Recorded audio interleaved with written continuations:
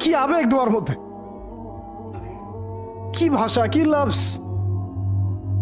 ইলা আদুইন বাঈদিন ইয়াতাহাজ্জিমুনি, তুমি আমাকে আল্লাহ ঘর থেকে বের করে এত দূরে নিয়ে আসলা, শত্রুদের হাতে সোপর্দ করলা, তারা আমাকে চতুর্দিক থেকে পাথর মারতেছে।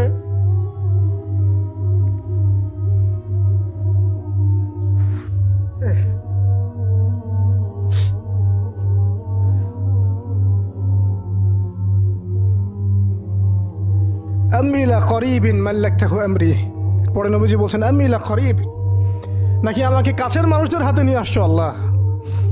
আল্লাহ তুমি কি আমাকে কাছের মানুষদের হাতে উঠাই দিছ? মাল্লাকতাহু আমরি, যারা আমার ভালো মন্দের কাজের মালিক হয়ে গেছে। এইভাবে দোয়া করতে লাগলেন নবী সাল্লাল্লাহু আলাইহি ওয়াসাল্লাম।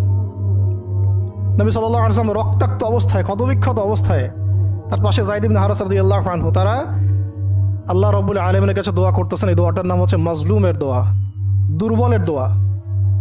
কিসের দোয়া? দুর্বলের দোয়া।